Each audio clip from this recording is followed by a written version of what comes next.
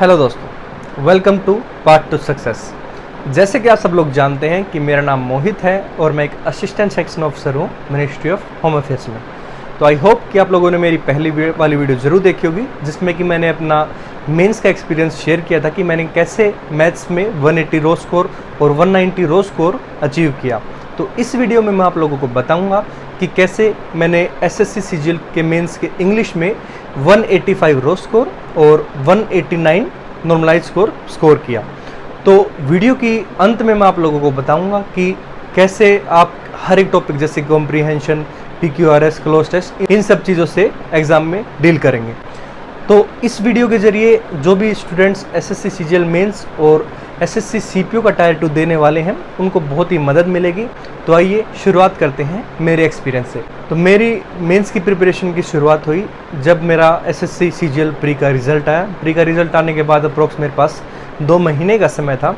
तो सबसे पहले मैंने अपने पुराने सिलेबस को, जो भी मैंने इंग्लिश की कॉपी बनाई थी, वोकैब की थी, उस सारी चीज़ों को रिवाइज़ किया। उसके अलावा मैंने सबसे इम्पोर्टेंट चीज़ की जो शुरुआत की वो थी न्यूज़पेपर रीडिंग।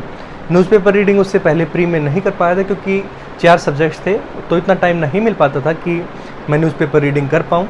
तो उसके बाद मैंने अपना न्यूज़पेपर रीडिंग स्टार्ट की, जिससे कि सिर्फ एडिटोरियल पढ़ता था मैं, और उसके अलावा आधे घंटे की वीडियो आती है यूट्यूब पे, उसको आप देख सकते हैं, और उसमें आपको वोकैब की भी कवर करा देते हैं।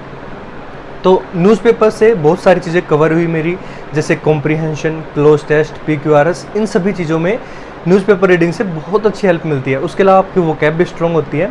तो सबसे पहले मैंने 10 से 15 दिन में अपनी नई वोकैब जितनी मैं कर सकता था उतनी की, क्योंकि पहले जितनी वोकैब थी वो थोड़ी सी कम पड़ रही थी। और उसके बाद मैंने अपना 15 से 20 दिन के बाद मैंने मॉक टेस्ट लगाने शुरुआत किए। मॉक टेस्ट में मेरा जो नॉर्मल स्कोर आता था वो स्टार्टिंग में 130 से 140 स्कोर आता था, और मॉक टेस्ट का उसके बाद हम रिवीजन करते थे। रिवीजन में ये चीज़ देखता था कि एरर के किस टॉपिक में क्या मिस्टेक हुई है, तो उस चीज़ को थोड़ा सा बार बार माइंड में हाईलाइट करना कि ये मिस्टेक पहले ऑलरेडी हुई है, तो उसको एक बार कॉपी से रिवाइज़ कर लिया। वोकैब जो कवर नहीं हुई तो थोड़ी बहुत वोकैब की प्रैक्टिस कर ली, और जो 1 वर्ड और ईडियम फ्रेजेस के लिए मार्केट से बुक मिल जाती हैं, जिसमें 2 से 3 हज़ार वोकैब होती है, जिसमें कि आपका आराम से एग्ज़ाम के मोस्टली कवर हो जाते हैं। तो ऐसे करके मैंने अपनी एग्ज़ाम की तैयारी की और मेरा एग्ज़ाम में 185 रो स्कोर आया। तो अब मैं आप लोगों को बताऊंगा कि आप कैसे टॉपिक वाइज हर चीज़ को डील करेंगे। तो सबसे पहले हम शुरुआत करते हैं कॉम्प्रीहेंशन से।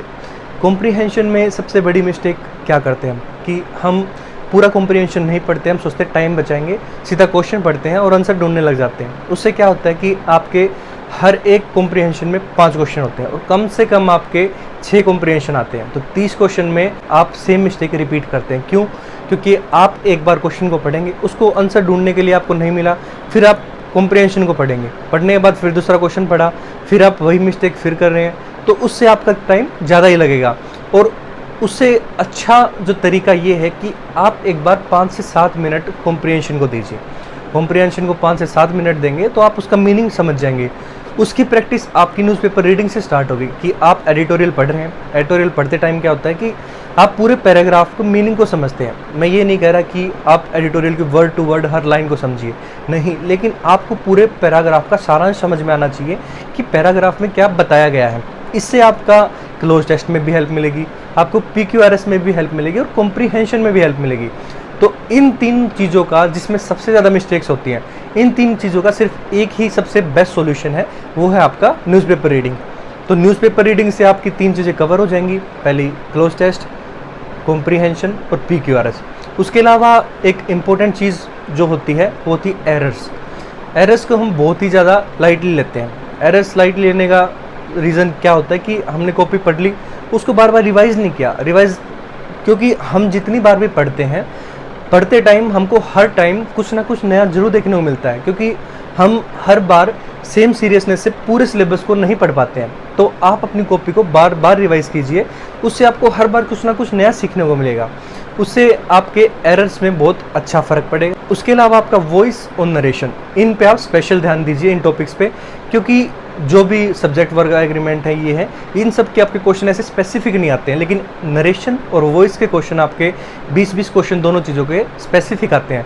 तो इन 2 टॉपिक पे आप स्पेशल ध्यान दीजिए, उनको बहुत ही गहराई से पढ़िए, क्या क्या उसमें एक्सेप्शंस हैं उनको भी ज़रूर ध्यान रखें। तो रही बात वकैब की, वकैब बहुत ज़्यादा मुश्किल नहीं आती है, वकैब आती है ईजी, मॉडरेट भी वकैब आ जाती है। तो 8 क्वेश्चन आपके एंटोनियम सिनोनिम के आते हैं, ऐसे ही 10 क्वेश्चन आपके करीब उसके आते हैं वन वर्ड के, 10 ईडियम फ्रेजेस के। वन वर्ड और ईडियम फ्रेजेस के लिए आप मार्केट से कोई भी बुक्स ले लीजिए जिसमें प्रीवियस ईयर के या रिसेंट कोई भी 2 से 3 हज़ार आपके वन वर्ड और 2 से 3 हज़ार आपके ईडियम फ्रेजेस हो, उससे आपका आराम से आपका एग्जाम के अंदर वो चीज़ें कवर हो जाएंगी। और उन चीज़ों को आप बार बार पढ़िए, जो चीज़ आपको अच्छे से याद ऑलरेडी उसको रहने दीजिए, और जो आपको याद नहीं हुई है उसको हाईलाइट कर लीजिए और सिर्फ उसकी ही रिवीजन कीजिए। ऐसे ही आप वोकैब की तैयारी कर सकते हैं कि वोकैब में कुछ वर्ड्स ऐसे होते हैं जो आपको 1-2 बार में याद हो जाते हैं। तो आप ऐसे कर सकते हैं कि आज 200 वर्ड याद कर लिए, कल 200 वर्ड फिर याद कर लिए, ऐसे ही पहले 200 वर्ड को रिवाइज करते हुए फिर अगले याद कीजिए। तो थोड़ा सा आपको टाइम देना पड़ेगा। तो वकैब ऐसे समझने वाली चीज़ नहीं होती है, तो उसको आपको रटना ही पड़ेगा, वकैब के लिए आपको मेहनत जरूर करनी पड़ेगी।